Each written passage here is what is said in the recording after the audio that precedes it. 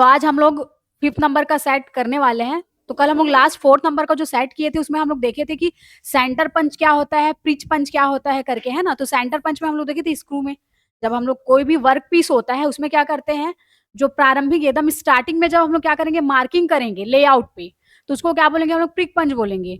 पर वही जब हम लोग ड्रिलिंग करने के पहले जो बस सेंटर मतलब की मार्किंग जो लगाएंगे उसको क्या बोलेंगे, सेंटर पंच बोलेंगे, है ना। तो उसी का एक क्वेश्चन और बच गया था, तो उसको देख लीजिए यहाँ पे। तो केंद्र पंच की नोक को तेज करने के लिए किस कोण पर ग्राइंड किया जाता है करके बोल रहा है, ठीक। किस कोण पर ग्राइंड किया जाता है, तो ये आपका 90 डिग्री पे किया जाता है, ठीक। जो केंद्र पंच होता है आपका, जिसको सेंट्रल पंच बोलते हैं ना, जिसको हम लोग ड्रिलिंग करने के पहले जस्ट करते हैं, ठीक। तो वो लंबवत होता है कितना, 90 डिग्री, है ना, ठीक। तो इस चीज को याद रखिएगा और नोट करने वाला कुछ कुछ पॉइंट्स है, उस पॉइंट को और अच्छे से यहाँ पे नोट कर लीजिए क्योंकि हम लोग डिटेल से पढ़ने वाले हैं, ठीक। तो यहाँ पे देखिए आपका जो पंच है, मीन्स, है ना, सेंट्रल पंच क्या होता है, ये सारे उसको हम लोग नोट कर लेते हैं यहाँ पे।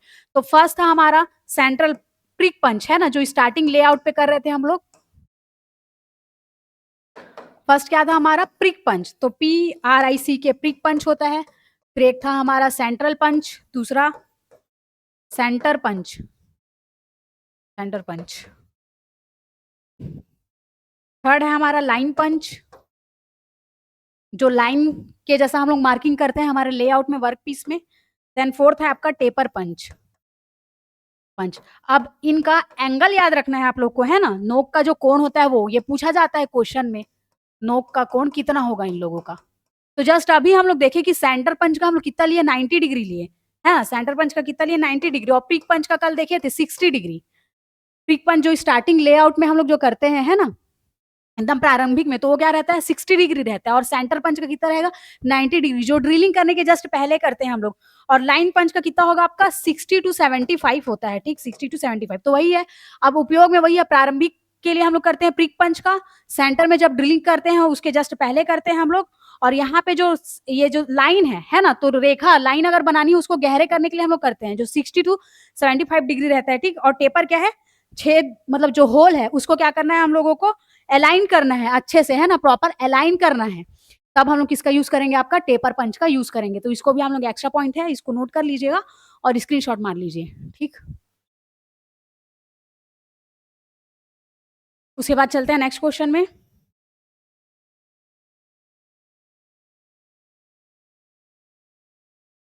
इसमें बोला है निम्न में से कौन सी धातुएं सामान्य ताप पर, एकदम नॉर्मल टेम्परेचर रहेगा, वायु के साथ अभिक्रिया नहीं करती हैं, सामान्य ताप पर वायु के साथ अभिक्रिया नहीं करती है।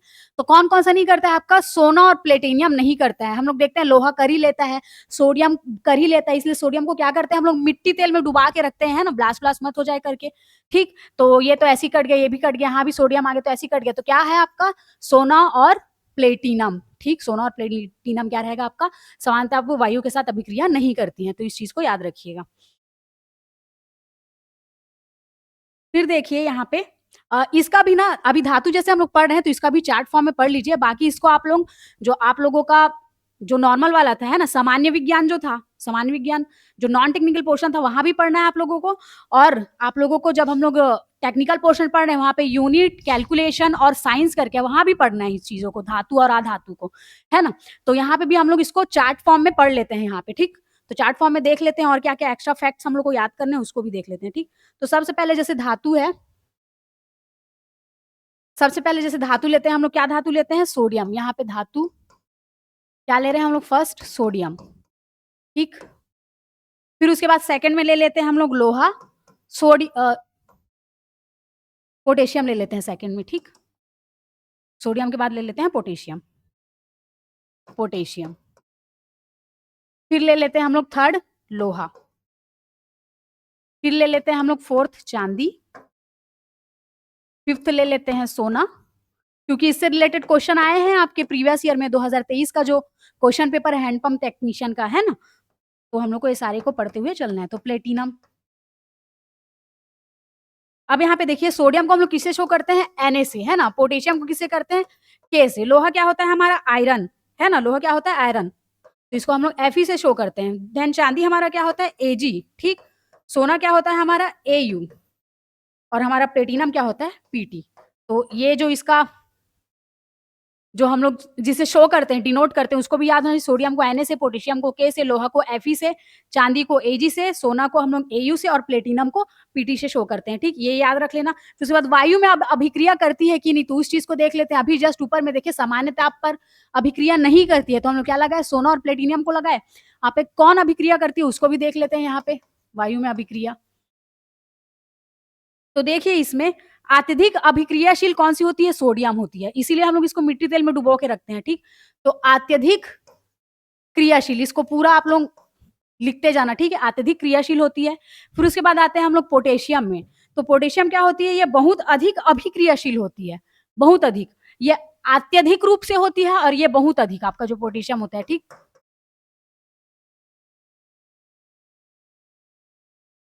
क्रियाशील। फिर उसके बाद देखते हैं हम लोग लोहा। तो लोहा क्या करता है? वो भी जैसे कि वातावरण में हम लोग खुला रखते हैं और उसमें नमी आती तो भी क्या होता है? जंग लग जाता है ना? तो ये भी क्या करेगी? धीरे-धीरे अभिक्रिया करता है। तो यहाँ पे भी नोट कर लीजिएगा कि ये धीरे-धीरे अभिक्रिया करती है। नमी युक्त वातावरण मिलेगा तब।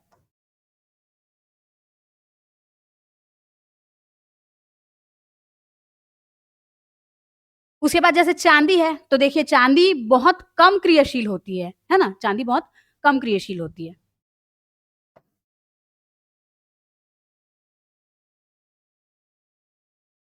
उसके बाद देखिए सोना, तो ये जो सोना रहता है उसमें खास करके जो पॉइंट है उसको लिख लो, वायु, जल और अम्लों से अभिक्रिया नहीं करती है। वायु, जल और अम्लों से अभिक्रिया नहीं करती है। क्रिया नहीं करेगी ये, नहीं करेगी। और प्लेटिनम भी वही है, ठीक?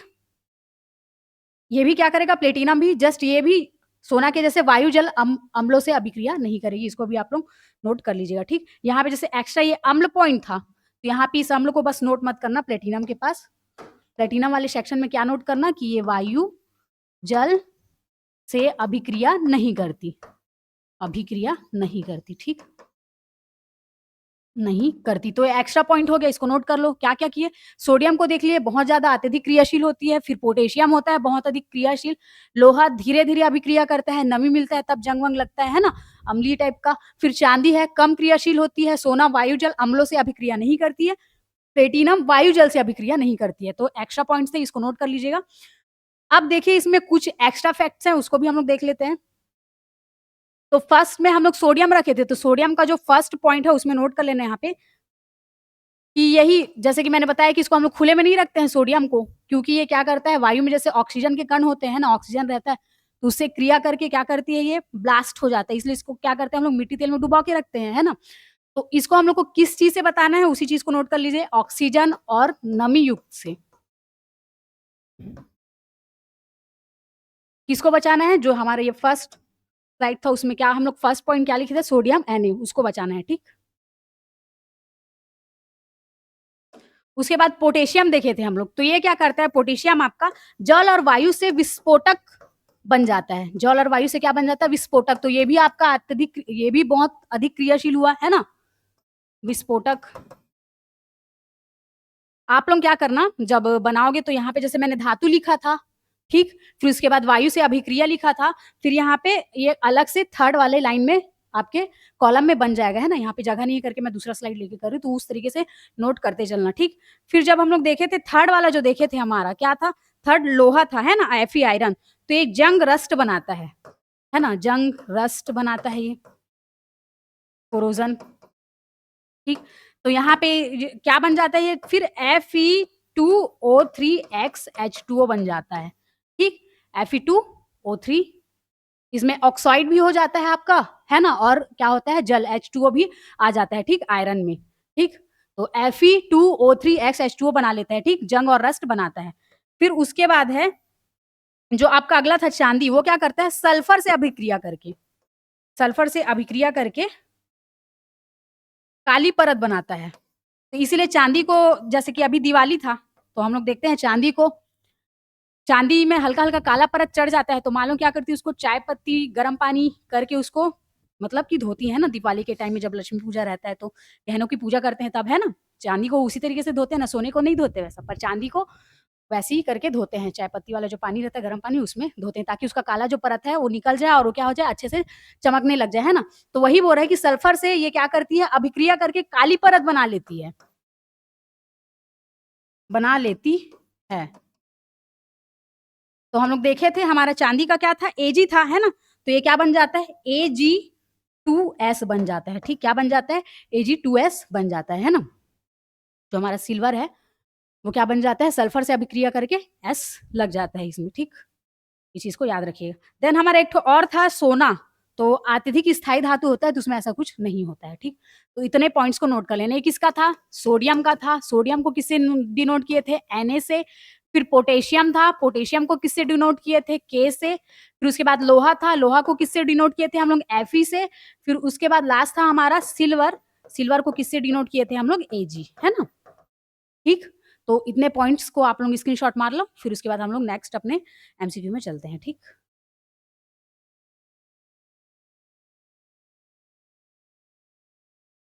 तो यहाँ पे थर्ड वाला जैसे क्वेश्चन है हमारा, कौन-सी धातु सबसे अधिक क्रियाशील होती है?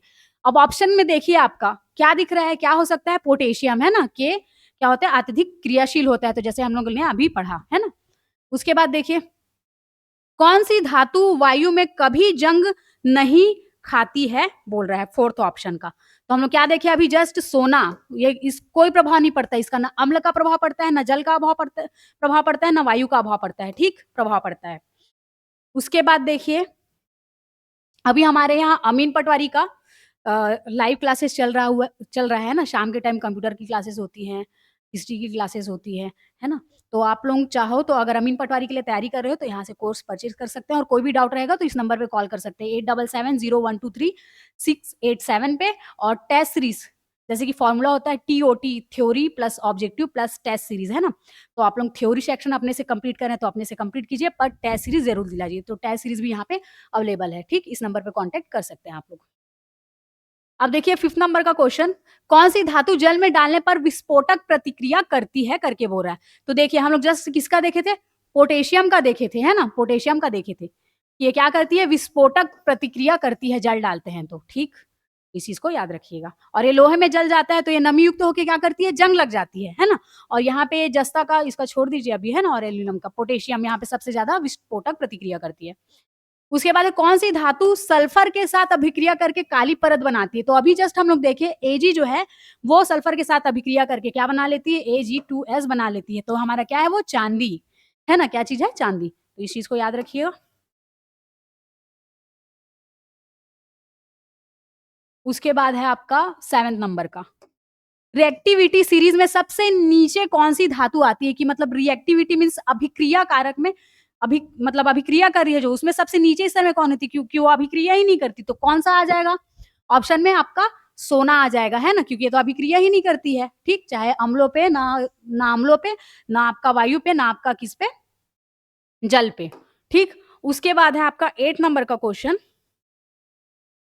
इसमें दिया हुआ है, निम्न में से कौन-सी धातु भाप के साथ अभिक्रिया कर हाइड्रोजन गैस निकालती है, परंतु ठंडे पानी के साथ अभिक्रिया नहीं करती है? तो ये क्या होता है आपका? लोहा। कौन-सा? देखिए, कौन-सी धातु भाप के साथ अभिक्रिया कर हाइड्रोजन गैस निकालेगी? तो ये क्या करेगी? भाप के साथ क्रिया करके हाइड्रोजन गैस निकालेगी और ठंडे पानी के साथ अभिक्रिया नहीं करती है। तो 8 नंबर का क्या आ जाएगा आपका? लोहा आ जाएगा। अब देखिए यहाँ पे हाइड्रोजन के साथ भाप वाली जब रहेगी तब हाइड्रोजन गैस निकाली, पर ठंडे पानी के साथ अभिक्रिया नहीं करती। तो यहाँ पे ये जानने वाली बात है कि ठंडे पानी के साथ अभिक्रिया कौन-कौन करती है? तो उसको हम लोग नोट कर लेते हैं कि ठंडे पानी के साथ कौन-कौन सा चीज़ आपका अभिक्रिया करेगा, है ना? अभिक्रिया नहीं करेगी वो तो लोहा हो गया, अब कौन-कौन सी नहीं करेगी? तो आपका हो गया सोडियम हो गया आपका, पोटेशियम हो गया आपका और आपका क्या हो गया? कैल्शियम हो गया, ठीक? तो ये लोग अभिक्रिया नहीं करते हैं, ठीक? ये लोग अभिक्रिया नहीं करते। अब रीज़न क्या-क्या है? अब देखिए यहाँ पे, जो तीनों ऑप्शंस थे ये तीनों नहीं करते हैं, तो ऐसा भी क्वेश्चन बन सकता है कि मतलब कि कौन-सी ठंडे पानी के साथ अभिक्रिया नहीं करती। तो ये ऑप्शंस भी आप लोग याद रख लीजिएगा, सोडियम, पोटेशियम, कैल्शियम। और लोहा क्या करेगा ये? आपका क्या बोलते हैं, सिर्फ़ स्टीम के साथ हाइड्रोजन गैस निकालती है, ठीक? और इसे ठंडी पानी के साथ अभिक्रिया नहीं करती है ये, कौन-सा? लोहा। और बाकी कौन करते हैं? सोडियम और पोटेशियम, कैल्शियम करते हैं आपकी अभिक्रिया, ठीक? इस चीज़ को याद रखिएगा। ये वाला जो टॉपिक है धातु अधातु वाला टॉपिक, ये आपका टेक्निकल नॉन टेक्निकल दोनों पोर्शन के लिए एमपी है, तो इस वाले चैप्टर को अच्छे से कंप्लीट कर लीजिएगा, ठीक। और ये वाला फॉर्मूला भी याद रखिएगा, ठीक। 3Fe plus 4H2O। अब इसको हम लोग को संतुलित करना है ना। यहाँ पे क्या है आपका 3Fe है, 4H2O है ना। तो यहाँ पे जैसे हम लोग Fe लिखे तो Fe3, उसके बाद क्या है आपका 4H2O है ना, 4H2O है। तो यहाँ पे क्या हो जाएगा आपका ऑक्सीजन इसके साथ आ जाएगा O4 प्लस, यहाँ से क्या हो जाएगा आपको 4H2 हाइड्रोजन क्या हो जाएगा रिलीज हो जाएगा। यहाँ पे वही बोल रहा है कि स्टीम के साथ अभिक्रिया करने पर हाइड्रोजन गैस निकलती है, तो वहाँ पे हाइड्रोजन गैस आपकी निकल रही है, ठीक। हाइड्रोजन गैस क्या कर रही है निकल रही है, ठीक। तो इस वाले फॉर्मूला को भी याद रखना, क्योंकि संतुलित करने के लिए अगर दे देगा 3Fe प्लस 4H2O क्या हो जाएगा Fe3O4 बनाएगा और हाइड्रोजन क्या हो जाएगा रिलीज हो जाएगा, 4H2 क्या हो जाएगा हाइड्रोजन रिलीज हो जाएगा, ठीक। 3Fe प्लस 4H2O, तो इसमें क्या हो जाएगा आपका 4H2 रिलीज हो जाएगा, ठीक, Fe3O4 बना के।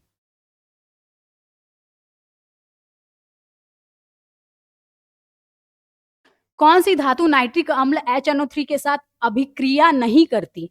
देखिए नाइट्रिक अम्ल HNO3 के साथ अभिक्रिया नहीं करती, क्योंकि उसकी सतह पर ऑक्साइड की परत बन जाती है, ठीक। क्योंकि उसकी सतह पर क्या बन जाता है ऑक्साइड की सतह परत बन जाती है। तो यहाँ पे क्या हो जाएगा सी ऑप्शन क्या हो जाएगा एल्यूमिनियम Ai, क्या हो जाएगा एल्यूमिनियम Ai, ठीक। तो यहाँ पे अभिक्रिया नहीं करती, तो नाइट्रिक अम्ल के साथ कौन अभिक्रिया नहीं करता है तो एल्यूमिनियम नहीं करता है, बाकी आपका जस्ता तांबा चांदी ये सब क्या करेंगे अभिक्रिया करेंगे। तो 9 नंबर का लगा लीजिएगा।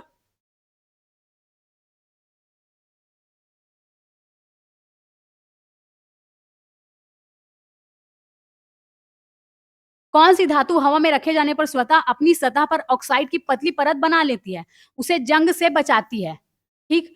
इसके फर्स्ट वाले इसका जस्ट ऊपर वाला जो क्वेश्चन था वो क्या था कि यहाँ पे ये ऑक्साइड की परत बन जाती क्योंकि उसकी सतह पर ऑक्साइड की सतह बन जाती है, अभिक्रिया नहीं करती ये है ना, तो उसकी सतह पर परत बन जाती है। तो उसी चीज को आगे बोल रहा है कि कौन सी धातु हमें रखे जाने पर सतह पर ऑक्साइड की पतली परत बना लेती है और उसे जंग से बचाती है करके बोल रहा है ना 10 नंबर का आपका। तो इसका भी क्या हो जाएगा आपका एल्यूमिनियम ही है। तो वही आगे का प्रोसीजर रुक जाता है जो ऊपर वाले जस्ट हम लोग क्वेश्चन पढ़े थे उसमें। देखिए ध्यान से इस चीज को, यहाँ पे बोल रहे कौन सी धातु नाइट्रिक अम्ल के साथ अभिक्रिया नहीं करती, नहीं कर रही है इसलिए क्या कर रही है वो एक परत बन जाती है, ऑक्साइड की परत बन जाती है जो कि आगे प्रोसीजर को नहीं होने देती है। तो यहाँ पर भी वैसी धातु हवा में रखे जाने पर स्वतः अपनी सतह पर ऑक्साइड की पतली परत बना लेती है जिससे क्या होता है जंग से वो बचाती है, फिर आगे का जो प्रोसीजर है वो नहीं होता है ना। तो उस चीज को याद रखिएगा। तो इसका भी आंसर क्या हो जाएगा आपका 10 नंबर का एल्यूमिनियम हो जाएगा, ठीक Ai। इसीलिए क्या होता है एल्यूमिनियम के जितने भी बर्तन होते हैं उसमें क्या होता है आपका जंग नहीं लगता है ना। एल्यूमिनियम का जितना बर्तन होता है उसमें जंग नहीं लगता।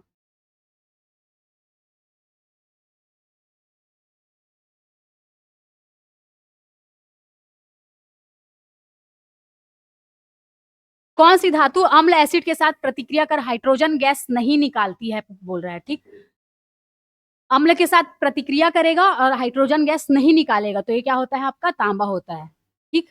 कौन सा ऐसा मेटल है कौन सा ऐसा धातु है जो अम्ल के साथ प्रतिक्रिया कर हाइड्रोजन गैस नहीं निकालती, तो क्या हो जाएगा तांबा Cu हो जाएगा आपका, ठीक। तो इसका हम लोग वो देख लेते हैं Cu। अब कोई भी एसिड ले लिए हम HCl ले लिए, ठीक, हाइड्रोक्लोराइड ले लिए। अब ये क्या है अभिक्रिया नो रिएक्शन, गैस ही नहीं निकालेगा कुछ, ठीक।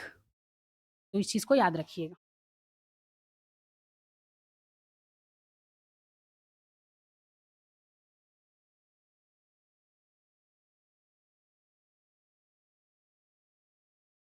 यदि किसी धातु की क्रियाशीलता सोडियम और कैल्शियम के बीच हो तो वह कौन सी धातु हो सकती है बोल रहा है।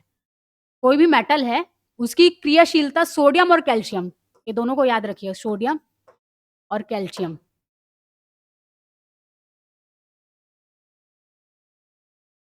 कैल्शियम, ठीक।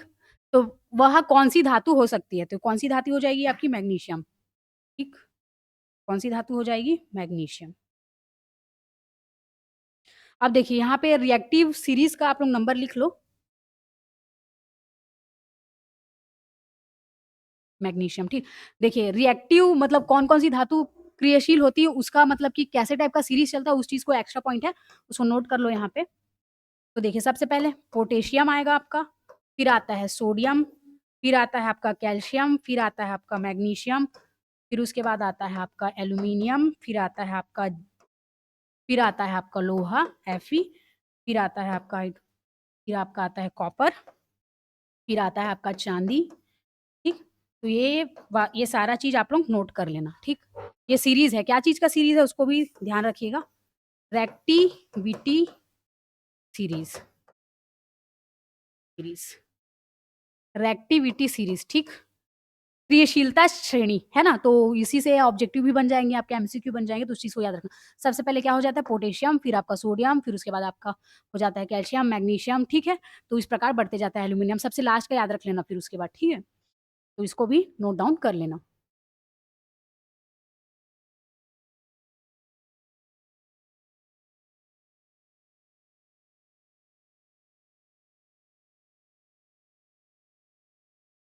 अब देखिए 2023 के क्वेश्चन में मतलब 2023 के पेपर में आपका क्वेश्चन बना था रस्ट कट फाइल से, ठीक। रस्प कट फाइल से आपका क्वेश्चन बना था 2023 का, जो हैंडपंप का एग्जाम हुआ था उसका, ठीक। तो इसका भी क्वेश्चन हम लोग देख लेते हैं कि रस्प कट फाइल का उपयोग किन पदार्थों पर किया जाता है। तो ये जो फाइल होता है उससे क्या करते हैं हम लोग, कोई भी चीज को अच्छे से मतलब कोई भी चीज है जो खरदुरी है ना, उस सतह को हम लोग क्या करते हैं अच्छे से, मतलब सफाई से फिनिशिंग देते हैं। फाइल्स, तरह तरह के फाइल्स हम लोग पढ़े थे थ्योरी क्लास में, उसका डायग्राम भी देखे थे, है ना। बहुत सारे फाइल्स के प्रकार पढ़े थे हम लोग, रेक्टेंगुलर शेप का, है ना, मतलब कि 3D साइड का, 1 साइड का, 2 डायमेंशन का, जिसमें दोनों साइड पे उसके दांते खाचे हुआ करते थे, है ना, 1 साइड खाचे हुए करते थे, उस तरीके से हम लोग फाइल देखे थे। तो यहाँ पे रस्प कट फाइल का पूछा है कि इसका उपयोग किन पदार्थों पर किया जाता है। तो किन पदार्थों पर करते हैं, लकड़ी, चमड़ा और रबड़ आदि पर करते हैं। जो लकड़ी होगा आपका, चमड़ा होगा, है ना, और रबड़ होगा, उस पर करेंगे। तो इस चीज को भी याद रखना आप लोग। जो ये रस्प कट फाइल होता है ना, इसका दांत क्या रहता है, बहुत अलग अलग साइज का और बड़ा बड़ा होता है, जिससे क्या होता है फिनिशिंग अच्छे से आता है। जो भी लकड़ी होता है आपका, चमड़ा होता है, उस पर फिनिशिंग अच्छे से आता है, ठीक। और ये सॉफ्ट मटेरियल ही होते हैं एक तरीके से देखे जाते हैं लोग, है ना। इसमें घिसने में फाइल प्रयुक्त होती है। और एक चीज और, ये जो रस्प कट फाइल होता है इसका धातु पर उपयोग नहीं करेंगे, ठीक। धातु पर उपयोग नहीं करते हैं। केवल किन पर उपयोग होगा, इन्हीं चीजों पर उपयोग होगा रस्प कट फाइल का, इन्हीं पर उपयोग होगा, इन्हीं को ही क्या करेंगे अच्छे से, मतलब सेव देंगे, खरदूरपन हटाएंगे, फाइलिंग करेंगे, ठीक, नरम चीजों पर।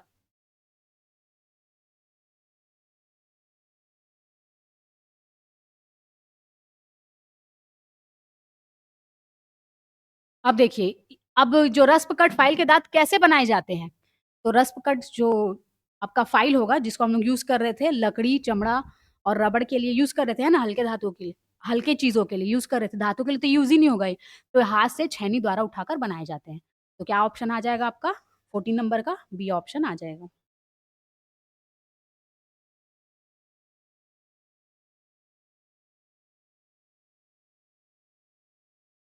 अब 15 नंबर का है, बस्टर्ड फाइल किस कार्य के लिए उपयोग किया जाता है, ठीक। बस्टर्ड फाइल, तो ये किसके लिए करेंगे हम लोग, रफ कार्य के लिए यूज करते हैं। देखिए इसमें, इसको क्यों हम लोग रफ कार्य के लिए यूज करते हैं, जहां पर भी मतलब रफनेस ज्यादा होगा उस कार्य के लिए हम लोग कहाँ क्यों यूज करते हैं, क्योंकि इसके 2-3 पॉइंट्स है, उसको नोट कर लीजिएगा। क्योंकि जो फाइल का जो कट होता है वो मोटा होता है, फाइल का कट जो होता है, जो ब्रश फाइल होता है आपका, तो कट जो रहता है क्या रहता है, मोटा होता है।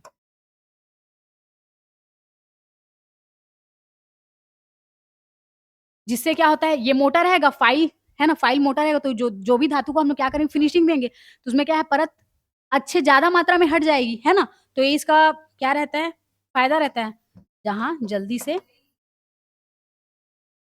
अधिक मात्रा में धातु हटती है, अधिक मात्रा में धातु हटती है, हटती है, हटती है।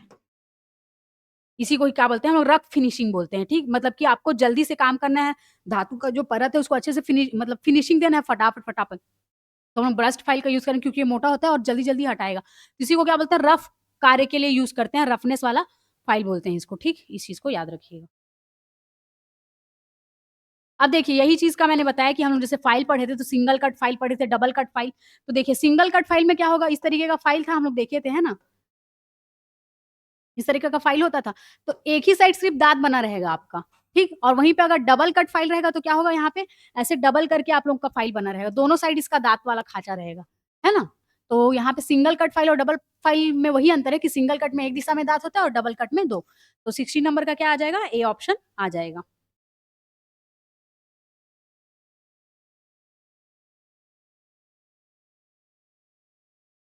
डेड स्मूथ फाइल का उपयोग कहाँ किया जाता है? तो देखिए, जब भी हम लोग को स्मूथ कार्य करना होता है, एकदम फिनिशिंग वाला कार्य करना रहता है, तब हम लोग डेड स्मूथ फाइल का यूज़ करते हैं। अत्यंत सटीक फिनिशिंग चाहिए रहेगी हम लोग को, एकदम फाइन फिनिशिंग, तब हम लोग क्या करेंगे? डेड स्मूथ फाइल का यूज़ करेंगे। तो क्या हो जाएगा ये? 17 का बी ऑप्शन हो जाएगा।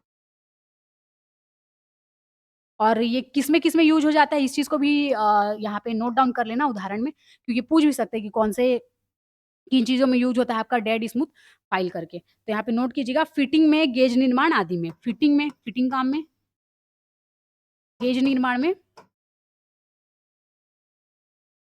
इसका यूज़ होगा। कौन से फाइल का यूज़ होगा आपका? डेड स्मूथ फाइल का, है ना? एकदम फिनिशिंग, फाइन फिनिशिंग हम लोग को चाहिए रहेगी, तब हम लोग क्या करेंगे? इसका यूज़ करेंगे।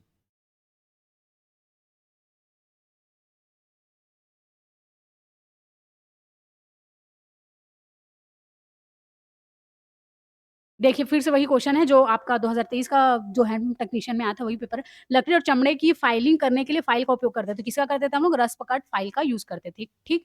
रस्ट फाइल का यूज़ किसमें किए थे अभी जस्ट हम लोग? रफनेस कार्य के लिए करते थे, है ना? क्योंकि ये क्या होता है, मोटा होता है और अत्यधिक धातु एक बार में हटती है, ठीक? और सिंगल कट का देखे थे, एक साइड रहता है करके, ठीक? अब देखिए, फिलर गेज का उपयोग क्या है? तो फिलर गेज, इसका भी हम लोग डायग्राम टाइप का देखे थे, फिलर गेज आपका इस तरीके से पूरा इसमें यहाँ पे नंबरिंग टाइप का, डिनोट टाइप का रहता है ना, फिलर गेज देखे थे ना हम लोग थ्योरी सेक्शन में, तो वही चीज़ बोला। फिलर गेज का उपयोग क्या है? तो मिलने वाले भागों के बीच के रिक्त स्थान की जाँच करना। जो भी 2 चीज़, 2 सरफेस है ना? वो लोग मिल रहे हैं, तो उनके बीच का जो रिक्त स्थान है, क्लियरेंस है, उसको क्या करता है ये? जाँच करता है उसका। 2 भी सरफेस है, वो मिल रहा है, उसकी क्या करेगा ये? जाँच करेगा। क्लियरेंस करके जो हम लोग पढ़े थे वही है। तो इस चीज़ को याद रखना, फिलर गेज का उपयोग क्या होगा? तो मिलने वाले भागों के रिक्त स्थान की जाँच करना, क्लियरेंस। और फिलर गेज का यहाँ पे देख लो, ये क्या होता है? एक तरीके से उपकरण ही है, मेज़र उपकरण ही है ना? मेज़र कर रहा है आपका। तो इस चीज़ को भी याद रखिएगा कि ये 2 भी जो भी 2 सतह हैं वो मिलेंगी, उसके बीच का जो भी आपका रिक्त स्थान होगा उसको क्या करेगा ये? डिनोट करने का काम करेगा। उसी को हम लोग क्या पढ़े थे? क्लियरेंस करके पढ़े थे, ठीक? रिक्त स्थान की जाँच करेगा आपका फिलर गेज जो होगा।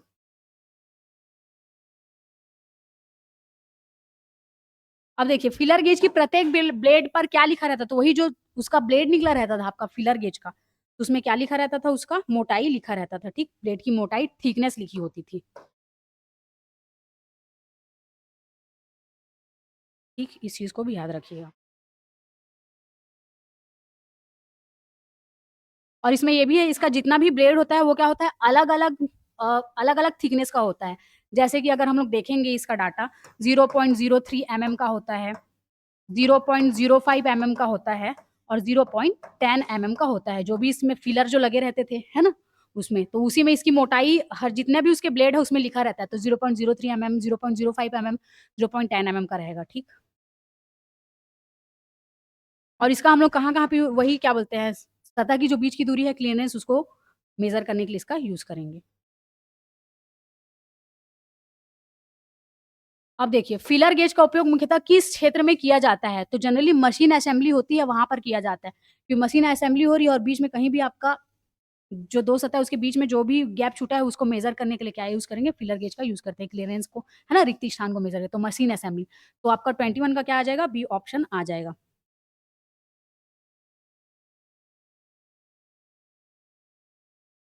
फिलर गेज की न्यूनतम मोटाई सामान्यतः कितनी होती है? तो अभी जस्ट हम लोग देखे थे 0.03 था, आपका 0.05 था और एक 0.10 एमएम था, है ना? तो मोटाई सामान्यतः कितनी होती है? न्यूनतम का बात किया तो कितना? 0.03 एमएम, ठीक? कितना? 0.03 एमएम, तो इस चीज़ को भी याद रखिएगा।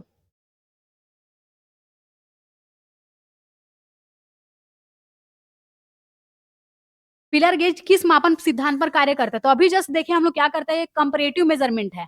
जो फिलर गेज है क्या है? वो कंपैरेटिव मेज़रमेंट है ना? मतलब कि 2 सरफेस रखा हुआ है तो उसके बीच में जो आपका क्लीयरेंस मीन्स जो रिक्त स्थान है उसी को वो कंपेयर करके मतलब डिनोट करके निकाल रहा है उस वैल्यू को।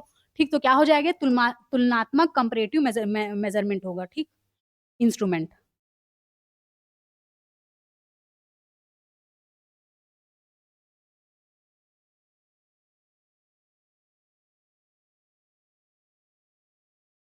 फिलर गेज का उपयोग निम्नलिखित में से किस यंत्र की सेटिंग में किया जाता है?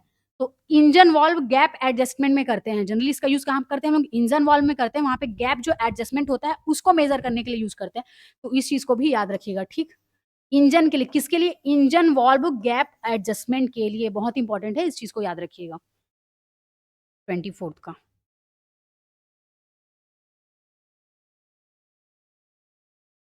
अब देखिए डॉवेल पिन से आपका क्वेश्चन बना था लास्ट 2023 वाले में, डॉवेल पिन किस सामग्री से बनाई जाती है करके? तो यहाँ इसका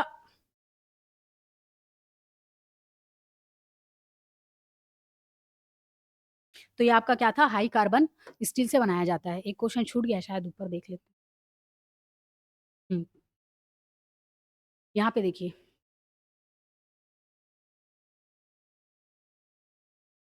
डावेल पिन का उपयोग होता है, ये क्वेश्चन आया था आपका 2023 का जो हैंडपंप टेक्नीशियन एग्जाम हुआ था ना उसमें, कि डावेल पिन का उपयोग किससे होता है? शाफ्ट की ऊंचाई मापने में, छेद की गहराई मापने में, छेद का व्यास मापने में, ऐसा करके। तो डावेल पिन के बारे में हम लोग पढ़े थे। अब बताइए कि इसका उपयोग हम लोग कहाँ पे कर रहे थे डावेल पिन का, है ना? तो इसमें तो ये आपका जो एग्जाम हुआ था उसमें राइट आंसर क्या था कि उपयुक्त में से कोई नहीं आएगा करके। ना ये शाफ्ट की ऊंचाई हाइट मापता है, ना उसका गहराई मापता है, ना छेद का जो व्यास जो डायामीटर होता है उसको नहीं नापता है ना? उपयुक्त में से कोई नहीं आया था। तो आप लोग इसको कमेंट करके बताइए कि डावेल पिन का उपयोग हम लोग कहाँ कर रहे थे, ठीक? और बाकी ये किससे बनता है आपका? हाई स्टील से बनता है, हाई कार्बन स्टील से बनता है, ठीक? डावेल पिन किस सामग्री से बनता है? तो ये हो जाएगा आपका हाई कार्बन स्टील से बनता है।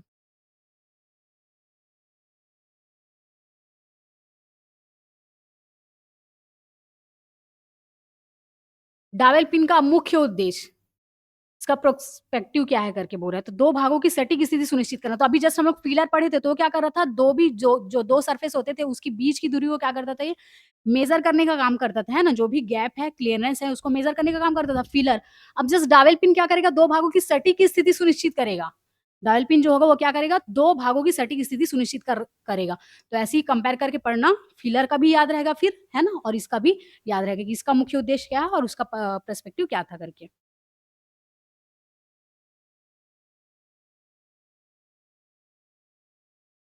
डॉवेल पिन लगाने के लिए छेद कैसे बनाए जाते हैं? तो जो डॉवेल पिन होते हैं वो आपके दोनों पार्ट्स में एक साथ बोरिंग करके बनाए जाते हैं, ठीक?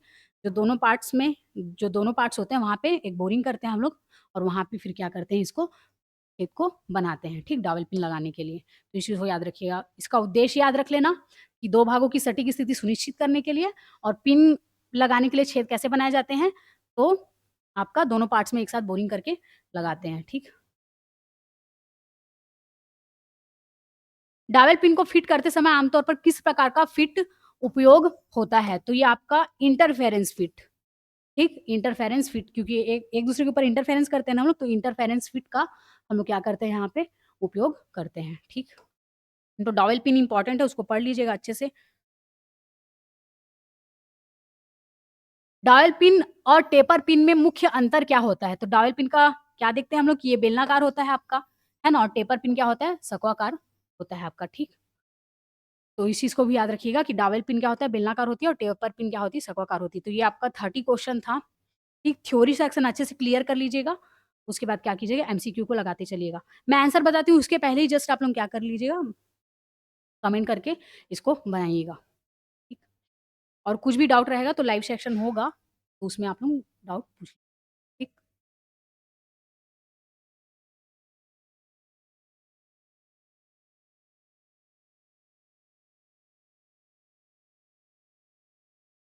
एक इम्पोर्टेंट पॉइंट नोट कर लीजिएगा, वही डावेल पिन वाला जो है, टेपर पिन का भी जब लास्ट क्वेश्चन हम लोग देख रहे थे ना, उसको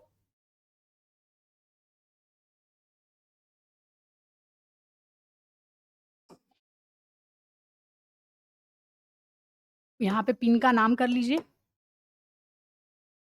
तो फर्स्ट क्या देखे थे हम लोग? डावेल पिन ही देखे थे, फिर देखे थे टेपर पिन, फिर स्प्लिट पिन याद आ रहा होगा, हम लोग जब आपका स्प्लिट पिन को एक सिरे पे फँसाने के लिए, ऐसे रोकने के लिए हम लोग कर रहे थे यूज़, किसमें कर रहे थे? डाइस, ये सब जब हम लोग यूज़ कर रहे थे, है ना? पढ़ रहे थे तो उसमें देखिए ना डावेल पिन का कैसे ऐसे फँसा के हम लोग यूज़ करते थे, है ना? तो वो चीज़, तो स्प्लिट पिन, कटर पिन, अब देखिए इसका आकार क्या होता है, तो आकार को याद कर लेना। तो अभी जस्ट देखे थे डावेल पिन क्या होता था, बेलनाकार, और सक्वाकार कौन सा था आपका, टेपर पिन था, है ना।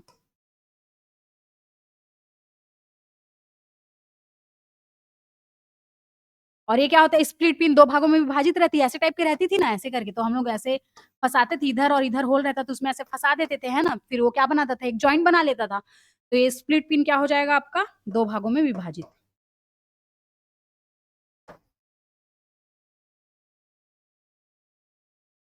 विभाजित। फिर उसके बाद है सपाट और पतला। कटर पिन क्या होता है, सपाट और पतला होता है। कटर पिन जो काटने का काम करते हैं, ठीक।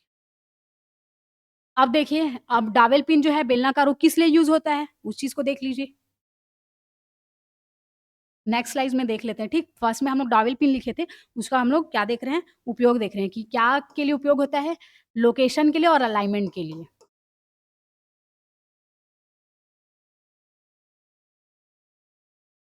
कौन-सा आपका डावेल पिन, ठीक, उपयोग में, ठीक। और फिट का प्रकार क्या होता है, इंटरफेरेंस फिट। अभी जस्ट देखे थे इंटरफेरेंस फिट करके, इंटरफेरेंस फिट, ठीक। फिर आता है आपका जो डावेल पिन के बाद था टेपर पिन, है ना। तो जोड़ को लॉक करने के लिए, कोई भी जोड़ है, जोड़ को क्या करेंगे, लॉक करने के लिए। अब इसका फिट का टाइप क्या है, फिट टाइप, इसका फिट टाइप क्या है, self locking fit, self locking fit. उसके बाद है अगला कटर जॉइंट में लॉकिंग के लिए, तो वही जो हम लोग स्प्लिट पिन देखे थे, है ना, तो कोई भी कटर है उसमें क्या कर रहे हैं, उसमें जॉइंट देने के लिए, है ना, जैसे मैंने अभी डायग्राम बना के बताया था, ठीक। तो कटर जॉइंट में लॉकिंग के लिए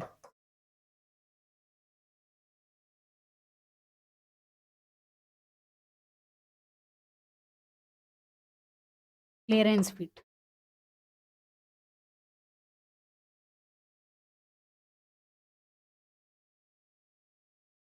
उसके बाद था आपका 4th नंबर का जस्ट कटर पिन, वो क्या होता है, रॉड कनेक्शन के लिए, टाइट फिट, ठीक। तो ये एक्स्ट्रा पॉइंट था, इसको नोट कर लीजिएगा और फिर लगाइएगा एमसीक्यू।